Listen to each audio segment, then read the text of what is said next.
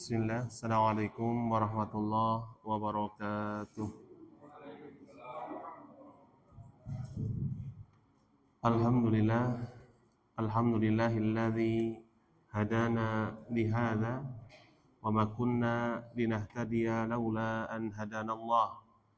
Asyhadu an la ilaha illallah wahdahu la syarikalah wa asyhadu anna Muhammadan abduhu wa rasuluh la nabiyya wa la rasula ba'dah. Amma ba'd.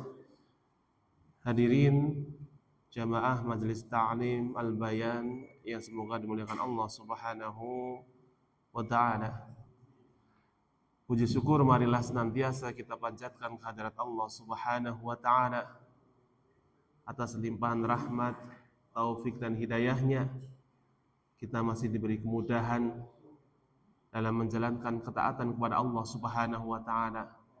Dan di antara kemudahan-kemudahan tersebut adalah dimudahkannya kita melangkahkan kaki kita untuk hadir di majelis ilmu ini, yang kita harapkan hadirnya kita di majelis ilmu ini menjadi sebab turunnya rahmat dan berkah Allah Subhanahu wa taala untuk kita, bertambahnya pemahaman dan ilmu kita tentang agama kita, yang kemudian ilmu tersebut bisa kita amalkan sehingga menjadi bekal bagi kita menghadap Allah Subhanahu wa taala kelak di akhirat. Amin ya rabbal alamin. Salawat dan salam semoga tetap tercurahkan kepada junjungan kita Nabi Agung Muhammad sallallahu alaihi wasallam, kepada keluarga beliau, sahabatnya dan umatnya yang tetap setia untuk mengikuti tuntunannya sampai hari kiamat nanti. Amin ya rabbal alamin. Hadirin yang semoga dimuliakan Allah Subhanahu wa taala. Pada pertemuan yang telah lalu kita sudah selesai tahsin dari surat apa? An-Nas. Maka insyaallah pada pertemuan hari ini kita akan sedikit menyelami kandungan dari surat An-Nas ini. Namun sebelumnya kita akan baca terlebih dahulu surat An-Nas bersama-sama. Seperti biasa akan saya baca per ayat, nanti hadirin untuk mengikuti setelah saya. Terima kasih. A'udzu billahi minasy syaithanir rajim.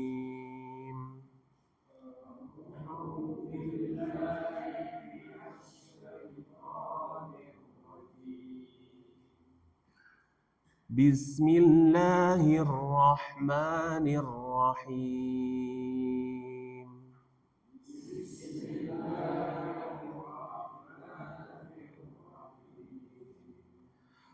Qul a'udzu birabbin nas.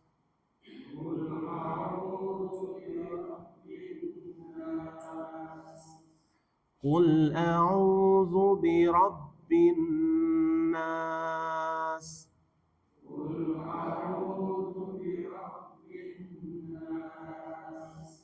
Malikin nas. Ilahin nas. Min syarril waswasil khannas.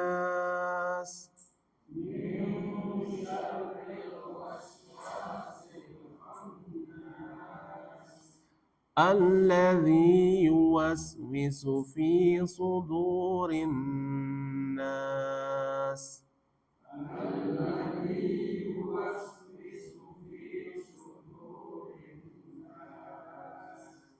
Minal jinnati wan nas.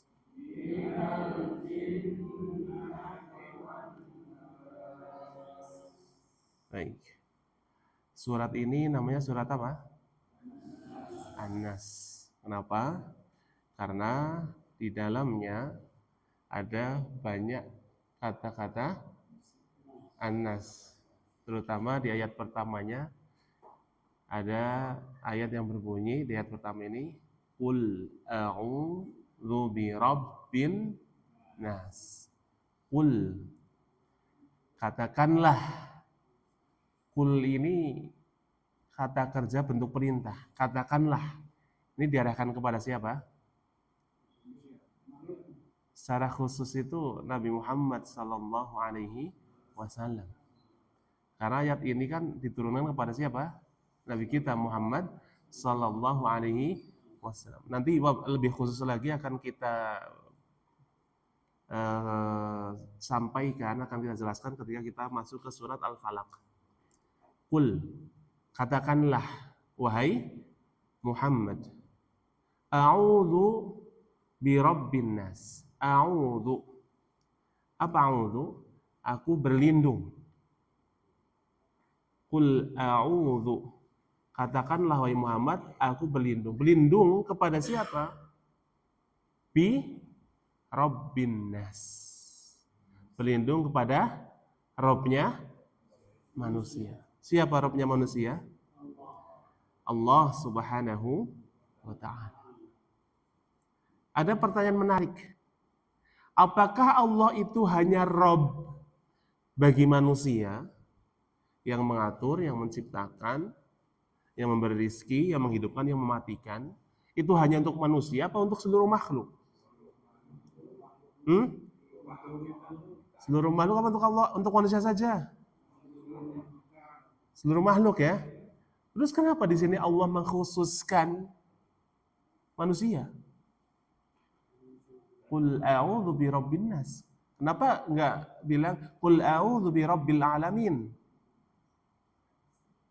Katakanlah aku berlindung kepada Allah Rabbul Alamin. Kenapa? Karena hanya manusia. Berarti jin enggak diperintahkan untuk berlindung kepada Allah. Dikatakan oleh ulama bahwasanya ini menunjukkan bahwasanya Allah itu sedang memposisikan manusia di posisi yang tinggi. Ini menunjukkan pengagungan untuk manusia itu sendiri.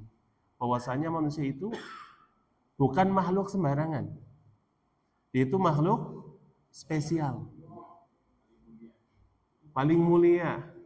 Bisa paling mulia, bisa paling hina, tergantung ya. Tapi secara asal Allah Subhanahu wa ta'ala telah menjadikan manusia itu mulia. Dengan apa? Dengan bentuk fisiknya. Dengan apa? Dengan Allah menjadikan mereka diberikan apa? Akal. Coba kalau kita lihat makhluk yang lain, bagaimana bentuk fisiknya? Ada yang mungkin hanya bisa berjalan di daratan, tapi nggak bisa di air. Ada yang bisa hanya di air, tapi tidak bisa di daratan. Ada yang mungkin di air, tapi tidak bisa di udara. Manusia di semuanya bisa. Iya nggak? Dan fisiknya itu benar-benar sempurna. Dan itu sudah Allah Subhanahu wa ta'ala jelaskan dalam surat apa? At-Tin. Laqad khalaqnal insana fi ahsani taqwim. Sungguh kami benar-benar telah menciptakan manusia dalam bentuk yang paling bagus. Paling bagus. Nih, salah satu bentuk pemuliaan Allah Subhanahu wa ta'ala kepada manusia. Yang kedua, manusia itu diberi akal. Tidak hanya diberi hawa nafsu, tapi juga diberi apa? Akal. Maka dengan akal inilah akan mengantarkan manusia menjadi yang paling mulia atau bahkan malah menjadi yang paling hina. Kita tahu bahwasanya malaikat itu adalah makhluk yang mulia. Setuju nggak? Setuju nggak? Setuju. Malaikat itu makhluk Allah yang mulia. Tapi manusia itu bisa lebih mulia daripada malaikat. Dan sebaliknya kita tahu binatang itu mulia enggak? Rendah kan? Tapi hati-hati. Manusia juga bisa lebih rendah daripada binatang. Kenapa? Malaikat mulia wajar. Karena Allah Subhanahu wa taala tidak memberikan kepada malaikat itu apa? Nafsu. Ya wajar. Karena Allah tidak memberikan nafsu kepada malaikat sehingga kehidupannya isinya ketaatan, dan ketaatan. Tidak pernah malaikat bermaksiat sekalipun. La ya'sunallaha ma amarahum, la ya'suna ma amarahum wa yaf'aluna ma yu'mar. Mereka tidak bermaksiat kepada Allah Subhanahu wa taala. Tidak pernah melawan apa yang diperintahkan. Wa yaf'aluna ma yu'marun, dan pasti melakukan apa yang diperintahkan, pasti. Karena tidak ada nafsu. Binatang jadi makhluk yang rendah, kenapa? Karena ada hawa nafsu saja. Tapi tidak ada apa? Akal. Ya wajar hina itu, rendah. Tapi manusia Allah berikan apa? Akal. Diberikan hawa nafsu iya, diberikan akal juga. Maka ketika akalnya bisa mengontrol hawa nafsunya, dia lebih mengedepankan kebaikan, dia begitu taat kepada Allah Subhanahu wa taala, mengikuti wahyu yang Allah turunkan baik dalam bentuk Al-Qur'an maupun hadis Nabi Muhammad SAW. Dia mengikuti itu semua, maka itu akan mengantarkan dirinya pada kedudukan yang mulia. Kemuliaannya di atas malah malaikat. Tapi kalau akalnya tunduk kepada hawa nafsu, bahkan wahyu pun tidak bisa membantu dirinya untuk menguasai hawa nafsunya, maka jadilah dia rendah, hina, lebih hina daripada binatang. Nas'alullah as-salamah wal afiyah. Ini Qul a'udzu birabbin nas. Katakanlah wahai Muhammad, aku berlindung kepada Rabbnya manusia. Siapa Rabbnya manusia? Malikin nas. Raja para manusia. Siapa raja para manusia? Ilahin nas. Sesembahannya manusia. Nah, di sini Allah Subhanahu wa taala mensifati dirinya pertama dengan Rabb, rububiyah. Yang kedua dengan Malik, mulkiyah, dan yang ketiga dengan ilah, uluhiyah. Maka di sini kita dapat ambil pelajaran bahwasanya Allah Subhanahu wa taala adalah satu-satunya zat.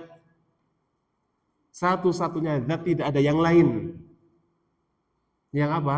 Yang menciptakan kita. Maka kita yakin tidak ada sesuatu apapun selain Allah yang mempunyai kuasa untuk menciptakan. Karena itu adalah kuasa dari sang Rabb, yaitu Allah Subhanahu wa ta'ala. Yang mematikan. Maka kita yakin seyakin-yakinnya bahwasanya yang memberikan kematian adalah Allah Subhanahu wa ta'ala, tidak ada yang lain. Yang memberikan rizki, maka kita harus yakin seyakin-yakinnya dengan keyakinan yang penuh bahwasanya rizki itu hanya datang dari Allah Subhanahu wa ta'ala, bukan dari yang lain. Allah yang memberikan manfaat, Allah yang memberikan madarat, maka kita harus yakin seyakin-yakinnya tidak ada selain Allah Subhanahu wa ta'ala yang dapat memberikan manfaat ataupun madarat. Maka dari sini kita harus praktekkan dalam tindakan kita. Kalau kita mau mencari rizki, mau meminta rizki, berarti hanya kepada siapa? Allah Subhanahu wa ta'ala. Dan dengan cara yang diridhoi oleh Allah Subhanahu wa ta'ala. Dan jangan sampai membenturkan kepentingan untuk mencari rizki dengan perintah dari sang pemberi rizki. Jangan sampai membenturkan kegiatan kita dalam mencari rizki dengan perintah dari sang pemberi rizki. Jangan sampai tinggalkan sholat dengan dalih nggak sempat lagi kerja. Lah kita kerja ngapain? Mencari rizki. Lah kita sholat siapa yang memerintah? Allah sang pemberi rizki. Masa ya kita mau meninggalkan perintah dari sang pemberi rizki untuk mencari rizki? Berarti rizkinya kita cari dari siapa? Paham sampai sini? Jangan sampai membenturkan kegiatan mencari rizki dengan perintah dari sang pemberi rizki. Dan jangan pernah takut kalau sampai aku tidak begini maka aku tidak dapat rizki. Tidak. Kalau kita meninggalkan sesuatu karena Allah, lebih mengutamakan Allah Subhanahu wa taala, yakinlah Allah pasti akan memberikan ganti yang lebih baik. Pasti itu. Ini qul a'udzu birabbin nas. Demikian juga ketika kita tahu bahwa Allah Subhanahu wa taala adalah satu-satunya yang memberikan manfaat kepada kita. Yang memberikan madarat kepada kita. Yang mampu memberikan perlindungan kepada kita, tidak ada yang mampu kecuali hanya Allah Subhanahu wa taala. Maka kita ketika memohon perlindungan, memohon pertolongan, mintalah hanya kepada Allah Subhanahu wa taala.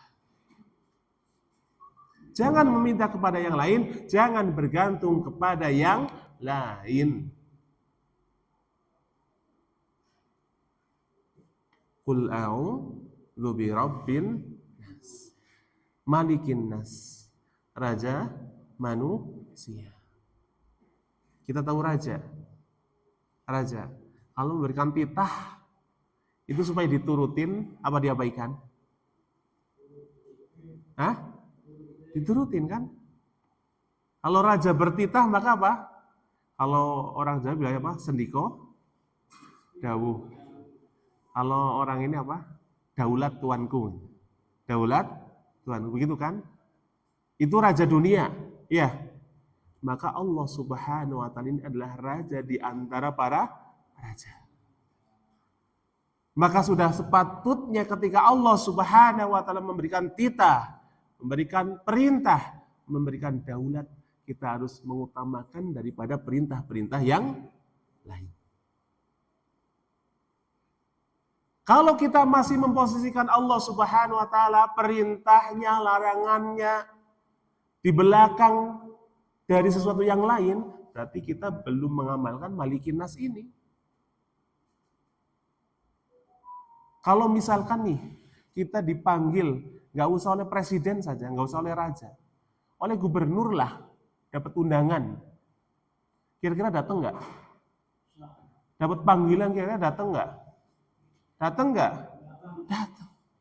Dan pasti datang dalam penampilan yang paling rapi, bagus, iya. Tapi coba ketika kita dipanggil Allah Subhanahu wa taala, apakah langsung datang? Apa nunggu qomat? Apa nunggu ruku? Apakah kalau datang dalam penampilan terbaik atau baju seadanya? Apakah disertai wangi-wangian atau bau apa adanya setelah sekian lama beraktivitas? Maka tanyakan kepada diri kita, sudahkah kita memposisikan Allah Subhanahu wa taala dengan posisi yang sebenar-benarnya? Malikin nas. Ilahin nas. Sesembahan manusia. Ilah. Ketika kita ditanya, sesembahan di dunia itu, di dunia ini hanya ada satu apa ada banyak? Ketika kita ditanya, sesembahan di dunia ini hanya ada satu apa ada banyak? Yakin? Itu kalau ada patung-patung yang disembah itu bukan sesembahan. Kalau ada batu-batu yang disembah itu bukan sesembahan. Kalau ada pohon-pohon yang disembah itu bukan sesembahan. Semua itu sesembahan. Semua itu sesembahan. Iya, sesembahan.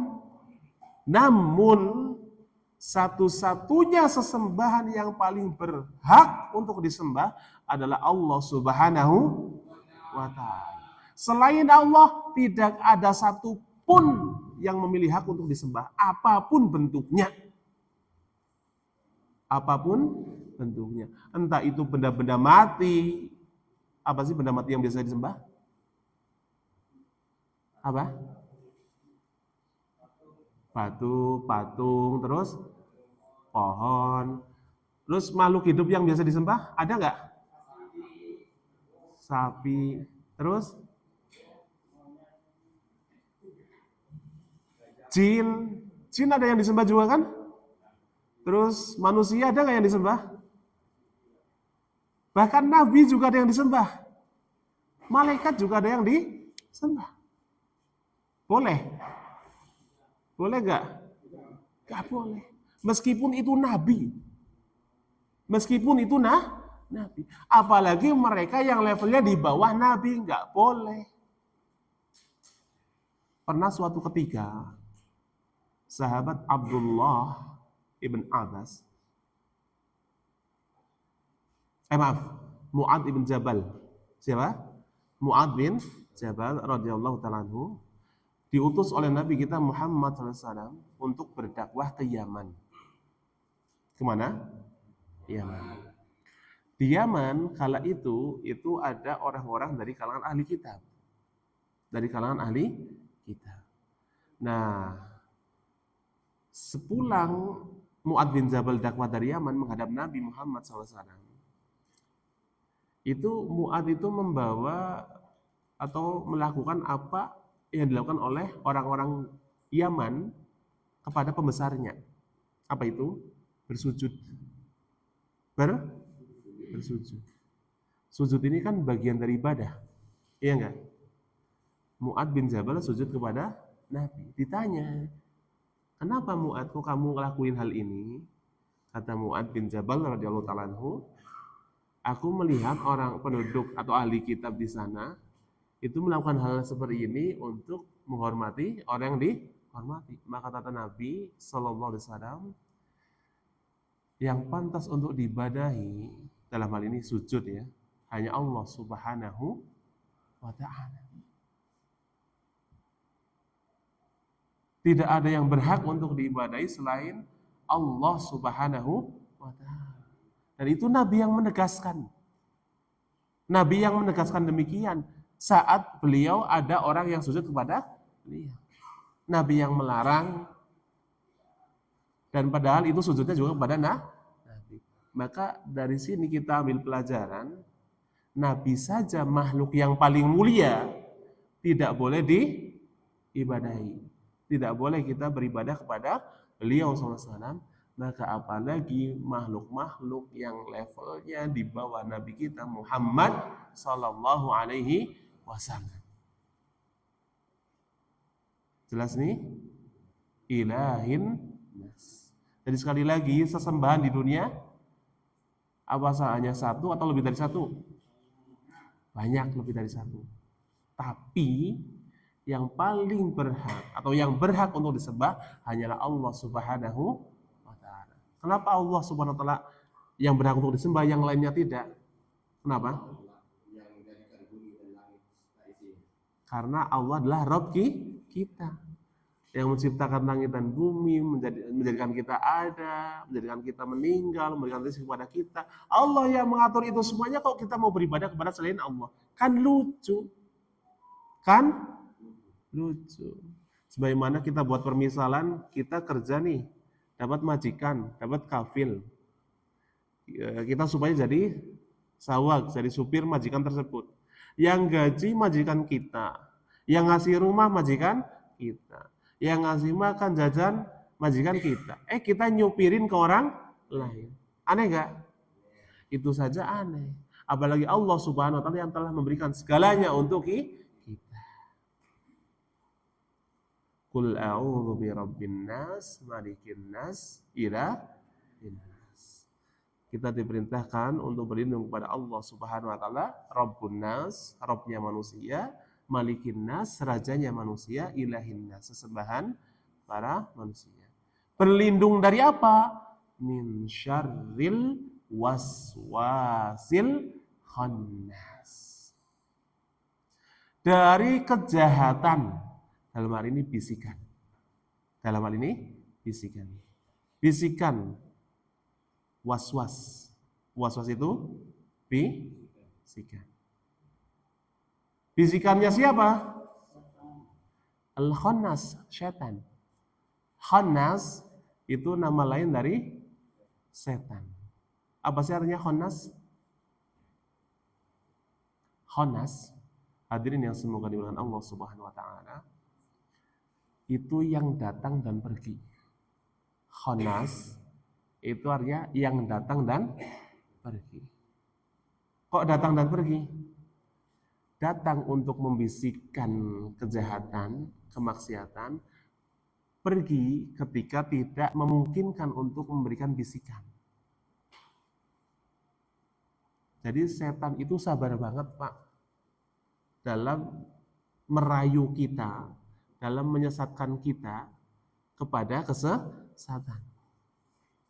Tapi mereka itu kemampuannya hanya sebatas membisikkan, gak bisa maksa. Selebihnya kita yang memutuskan, mau gak nuruti bisikan setan tersebut. Setan itu kemampuannya hanya apa? Bisikin dan menghias. Membisikkan dan menghias kemaksiatan itu agar terlihat indah. Dibisikin.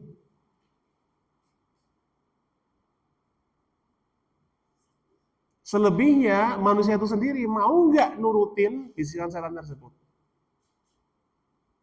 Tertipu atau tidak dirinya bahwasanya yang kelihatannya indah itu adalah sejatinya kemaksiatan yang dihiasi oleh setan. Jadi sekali lagi khannas ini adalah yang datang dan pergi. Datang karena memiliki peluang untuk memberikan bisikan dan pergi ketika dia tidak melihat ada peluang untuk berbisik. Kapan setan itu melihat ada peluang sehingga dia datang kepada manusia untuk memberikan bisikan? Ketika manusia lalai dari Allah Subhanahu wa taala. Ketika manusia lalai dari Allah Subhanahu wa taala, disitulah datang setan. Memberikan bisikan untuk mengerjakan kemaksiatan. Untuk tidak taat kepada Allah Subhanahu wa taala. Tapi ketika manusia ingat Allah Subhanahu wa taala, berzikir kepada Allah Subhanahu wa taala, maka di situ celah tertutup. Setan tidak melihat adanya peluang, dia mundur. Dia mundur. Makanya Pak, ketika kita kok mendapati diri kita hari-harinya itu kayak nggak nyaman, kok aku lagi sering melakukan kemaksiatan gitu. Sadar. Harus jangan diturutin. Kemudian perbanyak zikir dan memohon perlindungan kepada Allah Subhanahu wa taala. Karena sejatinya saat itu kita sedang membuka celah untuk setan datang kepada kita. Dan saat itu kita sedang dibisikin terus oleh setan untuk bermaksiat, untuk melawan perintah Allah Subhanahu wa ta'ala. Karena masing-masing dari kita itu ada setan ya dari kalangan jin yang menyertai kita, yang membisikkan kita kepada keburukan. Dari kita semua itu ada. Namanya apa? Qarin. Namanya Qarin. Jadi jangan sampai kita merasa aman dari yang demikian. Kita harus senantiasa waspada dan terus membiasakan diri kita berzikir, minta perlindungan kepada Allah Subhanahu wa taala agar kita dijaga dari hal-hal yang seperti ini. Kapanpun, dimanapun. Makanya kita diajarkan oleh Nabi kita Muhammad SAW zikir-zikir yang melindungi diri kita. Salah satu zikir tersebut adalah kita membaca Al-Ikhlas, Al-Falaq, An-Nas, ayat kursi, zikir pagi, petang, ketika kita masuk ke toilet, Allahumma inni a'udzubika minal khubuthi wal khaba'is. Jangan remehkan hal yang seperti ini. Ini adalah perlindungan bagi diri kita. Jangan mikir, wah itu mah doa anak-anak yang diajarkan kepada anak-anak TK. Itu untuk kita semua. Itu untuk kita semua agar kita mendapatkan perlindungan dari Allah Subhanahu wa taala dari hal-hal yang semacam ini. Jadi ada pada diri kita itu qarin, ada. Terlebih lagi setan itu berjalan pada diri kita, ya, pada aliran dah. Adapun tentang qarin, ya, Nabi kita Muhammad SAW pernah bersabda, "Ma minkum min ahadin illa qad wukila bihi qarina." Tidak ada satupun dari kalian kecuali pasti ada qarin di dirinya. Ada sahabat yang tanya, "Wa anta ya Rasulullah, bahkan dirimu wahai Rasul ada qarinnya?" Dijawab oleh Nabi, "Na'am, illa anna Allah a'anani alaih, fa aslama fala ya'muruni illa bi khair." Dan qarin ini bukan mengajak kepada kebenaran, bukan mengajak kepada kebaikan, bukan mengajak kepada ketaatan, bukan. Ngajaknya pasti apa? Pada keburukan, pada kemaksiatan. Bahkan Nabi pun punya qarin. Namun kata Nabi Muhammad SAW, beliau berkata, "Na'am, iya aku juga punya qarin. Illa anna Allah, hanya saja Allah Subhanahu wa taala a'anani alaih, menolongku dari jin qarin tersebut. Fa aslama, maka Allah jadikan jin qarinku masuk Islam, fala ya'muruni illa bi khair. Maka jin qarinku, kata Nabi, tidak memerintahkan kepada diriku, melainkan pasti yang diperintahkan itu kebaikan. Dan sekali lagi, jangan pernah merasa aman dari yang namanya syaitan. Karena setan itu ada pada diri kita di aliran darah.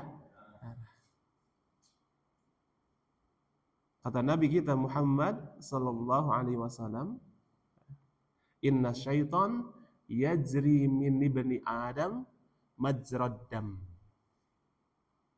Sesungguhnya syaitan itu ada di diri manusia,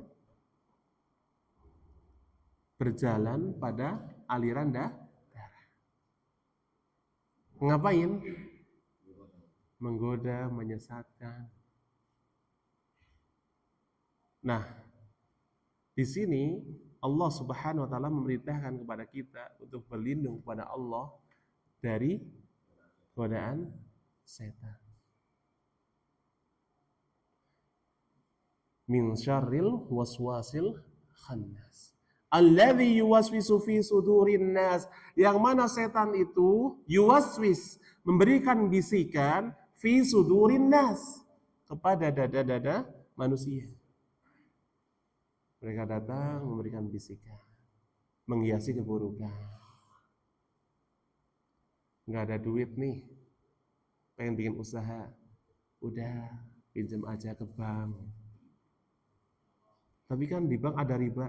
Itu bukan riba, itu bunga. Itu bunga. Dikira dengan namanya dirubah jadi bunga terus jadi wangi gitu? Enggak. Riba ya tetap riba, apapun namanya. Apapun namanya, apapun bentuknya, riba ya dosa. Kemudian jauh dari keluarga, kita merantau. Itu di sana ada teteh-teteh nganggur, dihiasin. Kan sendirian kasihan. Dilindungilah, kasih nafkah. Iya juga ya, diiyain lagi. Padahal itu jalan setan untuk apa? Menggelincirkan manusia pada perzinahan. Tapi dia janda kok, padahal suaminya masih ada. Belum ada kata talak. Ini hati-hati. Ini hati-hati. Apalagi kalau sampai kita sebagai suami, kita punya tanggung jawab istri, anak, sampai menelantarkan anak dan istri kita di sana demi kesenangan di sini. Apalagi kesenangan itu bentuknya kemaksiatan, maka hati-hati. Berat pertanggungjawabannya, Pak. Berat. Maka perbanyaklah berlindung kepada Allah Subhanahu wa taala dan ingat lagi dulu niat kesini itu ngapain. Ingat lagi dulu niat kesini itu ngapain. Maka jangan sampai kita tergelincir, ditarik oleh setan kepada kemaksiatan-kemaksiatan yang seperti itu. Semoga Allah Subhanahu wa taala menjaga kita semua dari hal-hal yang seperti itu. Setan itu sabar banget memberikan bisikannya loh. Ketika datang pertama memberikan bisikan itu, kita menolak. Dia sabar, gak langsung pergi, Pak. Gak langsung pergi. Makanya kalau bilang kesabaran kita itu kalah kesabarannya sama setan. Setan itu sabarnya luar biasa dalam menyesatkan manusia. Dalam menyesatkan manusia. Maka kita juga jangan mau kalah kesabarannya untuk terus berada di atas ketaatan kepada Allah Subhanahu wa taala. Setan sabar, betul. Padahal jelas-jelas dia masuk neraka. Maka kita yang dijanjikan oleh Allah Subhanahu wa taala dengan surga, jangan mau kalah sabarnya. Jangan mau kalah sabarnya. Dan kenapa kok setan begitu sabarnya dalam menggoda manusia, menyesatkan manusia? Kenapa kok begitu sabar? Karena dia sudah tahu vonisnya, udah nggak ada kesempatan untuk masuk surga. Sehingga pilihannya apa? Cari kawan sebanyak-banyaknya. Lu dijadikan kawan untuk disiksa kau mau? Na'udzubillahi min. Maka perbanyak berlindung kepada Allah Subhanahu wa ta'ala. Karena sekali lagi setan itu usahanya itu hanya sebatas membisikkan, menghiasi kemaksiatan, nggak punya kuasa sama sekali untuk apa? Memaksa, nggak punya. Makanya nanti di akhirat setan itu akan berlepas diri, cuci tangan. Fala talumuni kata setan, walumu anfusakum. Jangan caci diriku. Cacilah diri kalian sendiri. Kenapa kok mau? Aku cuma bisikin, aku cuma ngajak. Yang mau kan kalian. Aku nggak punya paksaan, nggak punya wewenang, nggak punya kuasa untuk memaksa. Iya, hari-hari, ya gitulah Pak, makanya. Cuma ngajak saja, cuma ngajak. Ayo. Maka ini juga pelajaran, setan aja nggak pernah merasa lelah dalam mengajak kepada keburukan. Maka kita juga jangan pernah lelah untuk mengajak kepada kebaikan. Meskipun sekedar ngajak, yuk ikut sama-sama ngaji di Majelis Taklim Al-Bayan setiap hari Jumat, gitu. Pagi ada jemputannya loh, gitu. Dan semoga kita ilmunya bertambah, agamanya jadi bagus, gitu. Semakin dekat dengan Allah Subhanahu wa taala aja. Belum tersentuh. Besok ajak lagi. Kita nggak tahu ajakan kita yang mana yang akan membuat kawan kita itu tersentuh. Maka jangan pernah berhenti. Meskipun kok Allah menakdirkan kita wafat duluan, kawan kita belum, ya. Kemudian suatu saat ikut ngaji, nah itu kita juga ikut andil di situ. Kita dapat pahalanya. Alladzi yuwaswisu fi sudurin nas minal jinnati wan nas. Dari kalangan jin dan manusia. Jadi yang mengajak kepada keburukan itu setan ya. Setan. Tapi jangan dikira setan itu hanya yang tidak kelihatan. Ada juga yang kelihatan. Dan terkadang itu berkedok teman. Dan terkadang itu berkedok. Ayolah ngaji yuk hari Jumat. Ada kajian tuh di Majelis Ta'lim Wal Bayan. Aduh, aku nggak bisa. Kenapa? Bukan sepak bola. Ada pesta di Sirohah nih. Ada dangdutannya gitu. Yuk ikut kita aja. Sekali-kali gitu. Kali. Itulah minal jinnati wan nas. Dari kalangan jin dan manusia. Maka hati-hati, Pak. Hati. Kalau kita tahu bahwasanya sesuatu yang diajak oleh kawan kita itu bukan ketaatan, bahkan cenderung melalaikan kita dari Allah Subhanahu wa taala, meskipun itu dari kawan kita, maka kita harus tegas, mohon maaf, saya tidak bisa. Tapi kalau untuk hal-hal yang bermanfaat, hal-hal yang mubah, ya silahkan. Apalagi yang bisa menyatukan, merekatkan persahabatan. Syukur-syukur kita yang bisa membawa kawan kita pada hal-hal yang baik. Kita dapat keuntungan kawan kita jadi berada di atas kebaikan, kita juga dapat keuntungan, itu akan menjadi pahala bagi kita. Karena Nabi kita Muhammad SAW pernah bersabda, "Man dalla ala khairin falahu mislu ajri fa'ilih." Barang siapa yang mengajak kepada kebaikan, maka dia akan mendapat kebaikan sebagaimana yang dilakukan oleh yang diajak itu. Kalau yang diajak tadi mengajarkan kepada yang lain, dapat lagi kita. Tahu MLM ya? Tahu MLM? Itu ibaratnya kayak MLM kebaikan. Tapi yang mengerjakan kebaikan tadi tidak dikurangi sama sekali pahalanya untuk kita. Dia dapat utuh, kita ya dapat utuh. Inilah luar biasanya mengajak kepada kebaikan. Dan mengajak kebaikan nggak harus duduk di depan kayak gini. Kita ngobrol sama kawan aja, kemudian yuk udah ada nih kita sholat, itu udah kebaikan, Pak. Itu udah kebaikan.